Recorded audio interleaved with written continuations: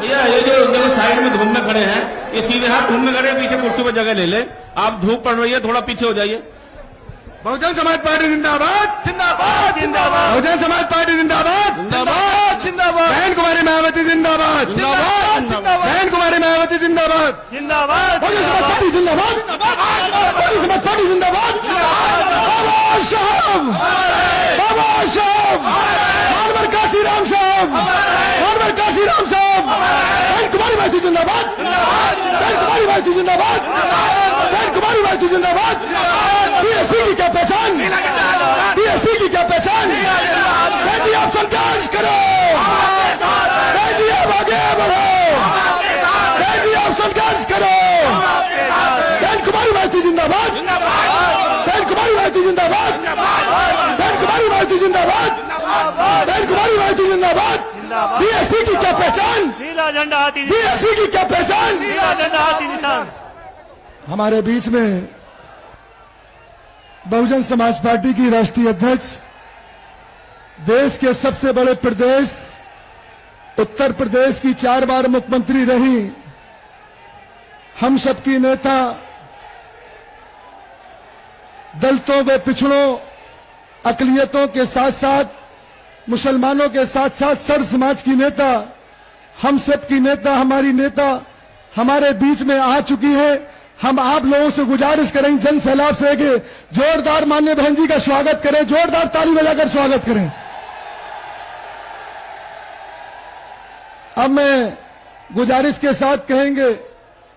कि हमारे बीच में जो हम लोग तोहफा देते हैं अपनी नेता को, तोहफे में हमारे तोहफा देने वालों में से पूर्व मंत्री हाजी याकूब कुरैशी, देवव्रत त्यागी जी और उनके परिवार के लोग, 2-3-4 लोग जिम्मेदार लोग और सभी जिम्मेदार साथी हमारे बीच में जो सप्रेम भेंट दे रहे, तोहफा दे रहे हैं बहन जी को, एक सोने का मुकुट। सभी लोग बहुजन समाज पार्टी जिंदाबाद बहुजन समाज पार्टी जिंदाबाद जिंदाबाद बहन जी आप संघर्ष करो, बहन जी आप आगे बढ़ो। बीएसपी की क्या पहचान नीला झंडा हाथी निशान बीएसपी की क्या पहचान नीला झंडा हाथी बहन निशान। कुमारी मायावती जी जिंदाबाद जिंदाबाद बहन जिंदाबाद कुमारी मायावती जिंदाबाद जिंदाबाद बहुजन जिंदाबाद समाज पार्टी जिंदाबाद जिंदाबाद बहन जी आप संघर्ष करो, हम आपके साथ बहन जी आप आगे बढ़ो। हम आपके साथ हैं। हमारे बीच में बहुजन समाज पार्टी की राष्ट्रीय अध्यक्ष, देश के सबसे बड़े प्रदेश उत्तर प्रदेश की 4 बार मुख्यमंत्री रही, दलितों पिछड़ों मुसलमानों के साथ साथ सर्व समाज की नेता मान्य बहन जी हमारी आ चुकी हैं। मैं बड़े अदब के साथ मान्य बहन जी से गुजारिश करते हैं कि इस जन सैलाब को संबोधित करने का कष्ट करें। मान्य बहन जी, बहुजन समाज पार्टी जिंदाबाद। बहन जी तुम संघर्ष करो, बहन जी आप आगे बढ़ो, बहन जी आप संघर्ष करो, बहन जी आप आगे बढ़ो। बहुजन समाज पार्टी जिंदाबाद बहुजन समाज पार्टी जिंदाबाद। बीएसपी की क्या पहचान बीएसपी की क्या पहचान बहुजन समाज पार्टी जिंदाबाद। मान्य बहन जी हमारे बीच में संबोधित करने की कष्ट करें। मान्य बहन जी, बीएसपी की इस चुनावी जनसभा में इकट्ठा हुए पार्टी के सभी छोटे बड़े पदाधिकारी एवं कार्यकर्तागण, आज आप लोग देश में व यहाँ आपके उत्तर प्रदेश स्टेट में भी लोकसभा के लिए हो रहे आम चुनाव में अपनी पार्टी के उम्मीदवारों के समर्थन में मुझे सुनने के लिए यहाँ इकट्ठा हुए हैं, तो इसके लिए मैं आप सभी लोगों का हार्दिक दिल से आभार प्रकट करती हूँ। वैसे आप लोगों को ये मालूम है कि हमारी पार्टी कांग्रेस, बीजेपी व अन्य किसी भी विरोधी पार्टी तथा गठबंधन आदि के साथ मिलकर नहीं, बल्कि अकेले ही अपनी पार्टी के बलबूते पर पूरी तैयारी व दमदारी के साथ ये चुनाव लड़ रही है। इसके साथ ही हमने टिकट बंटवारे के मामले में भी सर्व समाज के लोगों को उचित भागीदारी दी है। और इस मामले में वैसे आप लोगों को ये मालूम है कि आपकी जो मेरठ लोकसभा की सीट है, वैसे तो यहाँ सर्व समाज के लोग रहते हैं, मुस्लिम आबादी भी काफी ज्यादा है और अपर कास्ट समाज में से जो त्यागी ब्राह्मण समाज है उनकी भी आबादी बहुत ज्यादा है। हमने पूर्व में यहाँ इस सीट पर तो कई बार मुस्लिम समाज को हमने चुनाव के मैदान में उतारा है। लोकसभा के लिए हमने मुस्लिम समाज के व्यक्ति को चुनाव के मैदान में उतारा है, लेकिन इस बार त्यागी ब्राह्मण समाज के लोगों की ये दिली तमन्ना थी कि बहुजन समाज पार्टी इस बार किसी त्यागी या ब्राह्मण समाज के व्यक्ति को मौका दे, चुनाव लड़ने का मौका दे। तो मेरठ जो लोकसभा की सीट है, इस सीट पर हमने त्यागी ब्राह्मण समाज की भावनाओं को ध्यान में रखकर, साथ ही इनकी आबादी को भी ध्यान में रखकर हमने इस बार इस सीट पर बहुजन समाज पार्टी की ओर से श्री देवव्रत त्यागी को चुनाव के मैदान में उतारा है, जिनको कामयाब बनाने के लिए अपनी पार्टी के लोग पूरे जी जान से लगे हैं। हालांकि आज यहाँ आपकी इकट्ठा हुई अपार भीड़, वह भीड़ के जबरदस्त जोश को भी देखकर अब मुझे भी एक काफी हद तक भरोसा हो गया है कि पिछली बार की तरह इस बार भी आप लोग अपने प्रदेश से यह लोकसभा आम चुनाव में अपनी पार्टी का बेहतर रिजल्ट जरूर लाएंगे। और इसके लिए अब मैं आप लोगों का ध्यान कुछ जरूरी बातों की तरफ दिलाना चाहती हूँ और इस संबंध में विशेषकर मैं कांग्रेस, बीजेपी व इनके अन्य सभी सहयोगी दलों के बारे में ये कहना चाहूंगी कि आजादी के बाद शुरू में केंद्र व देश के काफी राज्यों में भी ज्यादातर सत्ता यहाँ कांग्रेस पार्टी के हाथों में केंद्रित रही है, किंतु इनके अधिकांश मामलों में रही गलत नीतियों एवं गलत कार्य प्रणाली आदि की वजह से ही फिर इस पार्टी को केंद्र व काफी राज्यों की भी सत्ता से बाहर होना पड़ा है तथा यही स्थिति इनकी सहयोगी पार्टियों की भी बनी रही है, जिसके कारण ही फिर पिछले कई वर्षों से यहाँ बीजेपी व इनके सहयोगी दल केंद्र एवं काफी राज्यों की भी सत्ता में काबिज हो गए हैं, लेकिन इनकी भी ज्यादातर रही जातिवादी, पूंजीवादी, संकीर्ण, सांप्रदायिक व द्वेषपूर्ण नीतियों एवं कार्य प्रणाली आदि से तथा इनकी कथनी व करनी में भी काफी अंतर होने की वजह से अब ऐसा लगता है इस बार ये भारतीय जनता पार्टी भी केंद्र की सत्ता में आसानी से वापस आने वाली नहीं है, बशर्ते यदि ये चुनाव इस बार फ्री एंड फेयर होता है तथा आम चर्चा के मुताबिक वोटिंग मशीनों में भी कोई गड़बड़ी आदि नहीं की जाती है। और वैसे भी इस बार चुनाव में इनकी कोई भी पुरानी एवं नई चल रही नाटकबाजी, जुमलेबाजी व गारंटी आदि काम में आने वाली नहीं है, क्योंकि अब देश की जनता काफी हद तक इस बात को समझ चुकी है कि इनकी पार्टी ने अब तक देश के विशेषकर गरीबों, कमजोर तबकों, मध्यम वर्गीय एवं अन्य मेहनतकश लोगों को जो इन्हें अच्छे दिन दिखाने के असंख्य प्रलोभन भरे वायदे किए हैं तथा अनेकों हवाई व कागजी गारंटी आदि भी दी है, तो उनका जमीनी हकीकत में अभी तक इन्होंने लगभग 1/4 हिस्सा भी कार्य पूरा नहीं किया है, बल्कि इसके स्थान पर इनका ज्यादातर समय व ताकत भी यहाँ इनके अपने चहेते रहे बड़े बड़े पूंजीपतियों एवं धन्ना सेठों को ही ज्यादा से ज्यादा मालामाल व धनवान आदि बनाने में तथा उन्हें हर स्तर पर छूट देने व बचाने में ही लगी रही है, जिनके अधिकांश आर्थिक सहयोग से ही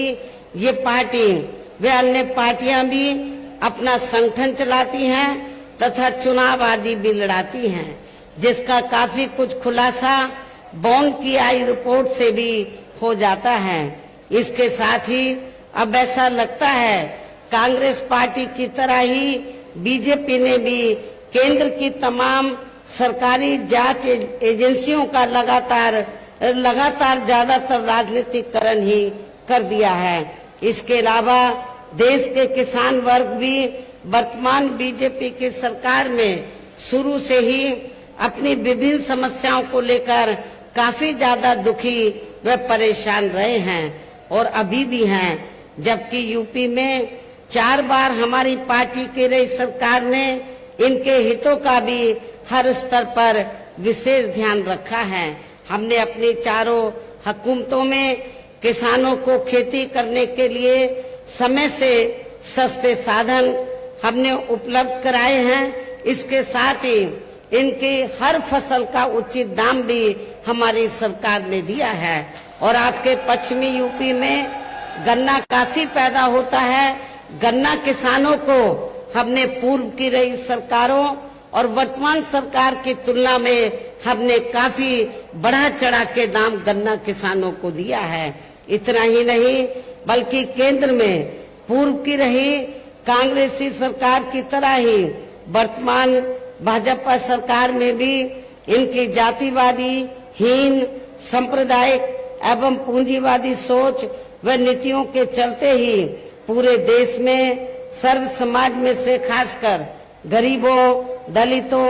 आदिवासियों, पिछड़े वर्गों, मुस्लिम एवं अन्य धार्मिक अल्पसंख्यक समाज के लोगों का भी पूर्ण रूप से विकास व उत्थान आदि नहीं हो सका है। और इस संदर्भ में वैसे आप लोगों को ये मालूम है कि पूरे देश में यहाँ दलितों, आदिवासियों एवं अन्य पिछड़े वर्गों का सरकारी नौकरियों में बरसों से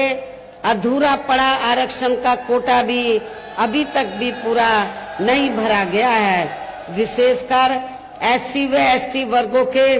सरकारी कर्मचारियों का पदोन्नति में आरक्षण भी अब काफी हद तक प्रभावहीन ही बना दिया गया है। और मैं एससी एसटी वर्गों के कर्मचारियों को यहाँ ये भी बताना चाहती हूँ कि जब यूपी में समाजवादी पार्टी के नेतृत्व में सरकार थी तो इस सरकार ने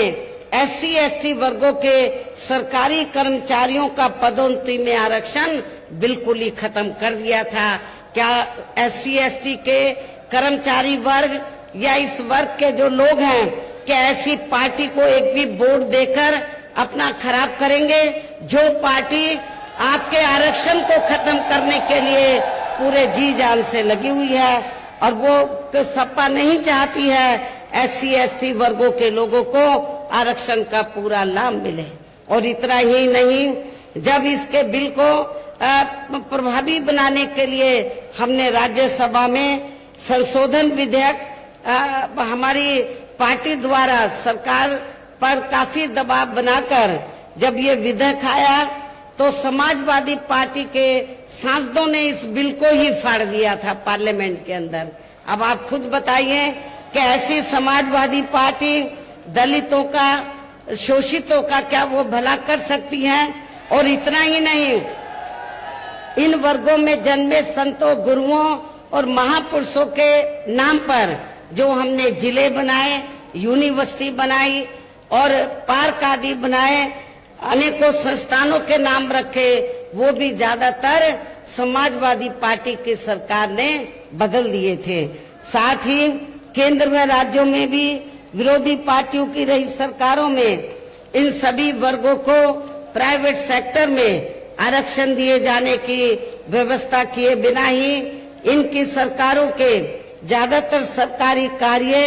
अब प्राइवेट सेक्टर के जरिए ही इनके बड़े बड़े पूंजीपतियों व धन्ना सेठों आदि को ही दिए जाने के कारण अब इनको पूरे देश में आरक्षण का बहुत कम ही लाभ मिल पा रहा है। इसी प्रकार इनका इन और मामलों में भी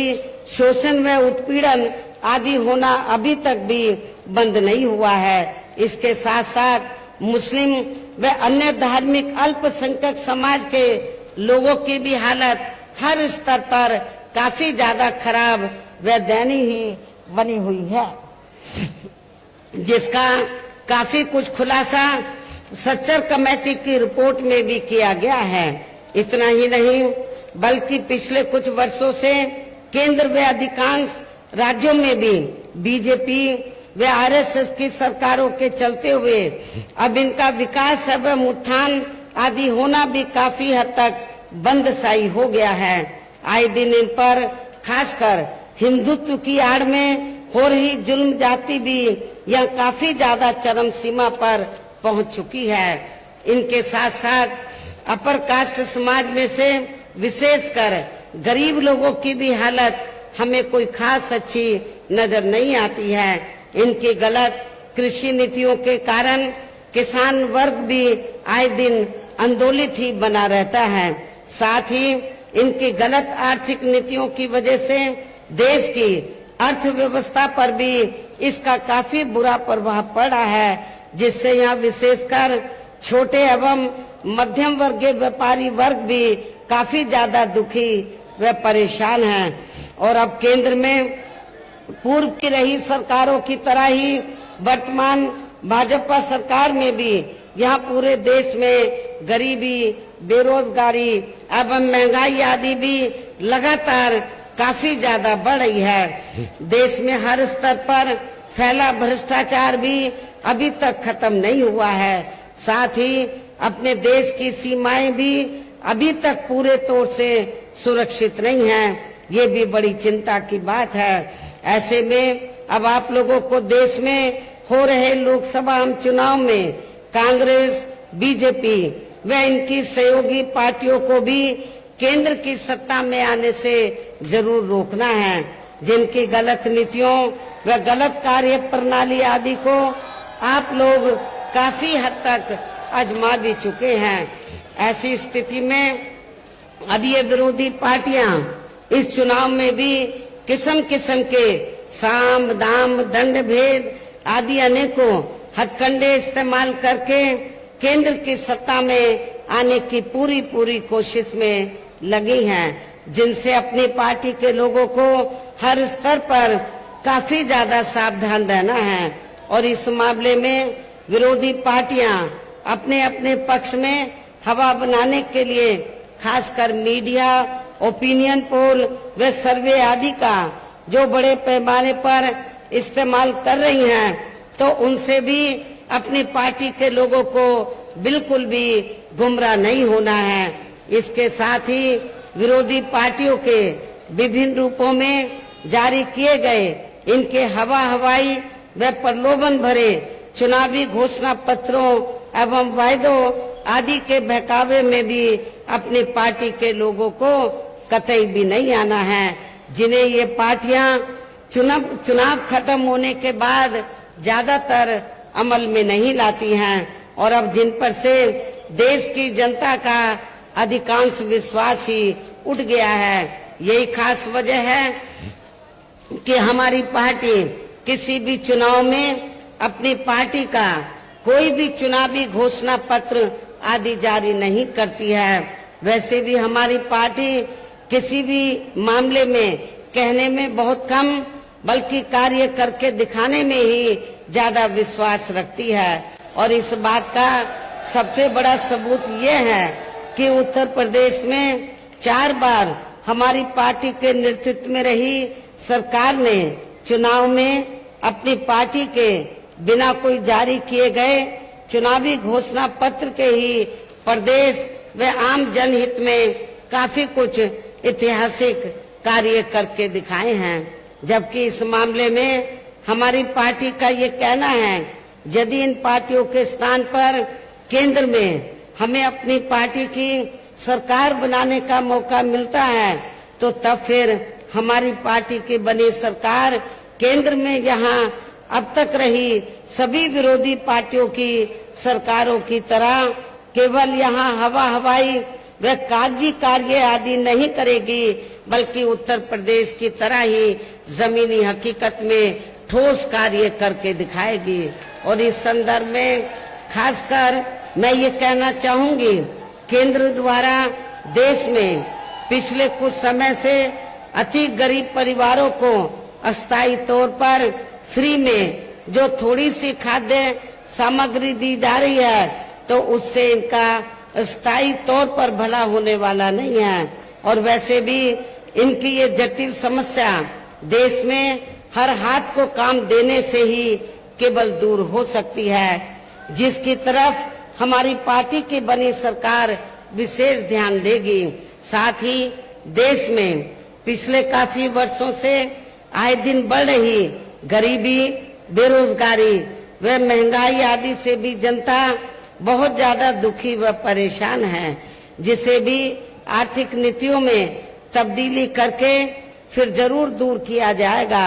हिंदुत्व की भी आड़ में, धर्म की भी आड़ में पिछले कुछ वर्षों से खासकर मुस्लिम समाज के लोगों का द्वेष की भावना से जो इनका काफी ज्यादा शोषण व उत्पीड़न आदि किया जा रहा है, तो उसे भी फिर जरूर रोका जाएगा। और ये सब हमने अपनी यूपी की रही सरकार में करके भी दिखाया है। इसके अलावा हमने यूपी में सर्व समाज में से गरीब एवं बेरोजगार लोगों को बेरोजगारी भत्ता आदि न देकर उन्हें बड़ी तादाद में रोटी रोजी के साधन भी उपलब्ध कराए हैं, जो अब ये कार्य भी अधिकांश ठंडे ही पड़े हैं, जिनको फिर सरकार बनने पर प्राथमिकता दी जाएगी। कहने का तात्पर्य ये है कि देश में इस समय हो रहे लोकसभा चुनाव में विरोधी पार्टियों के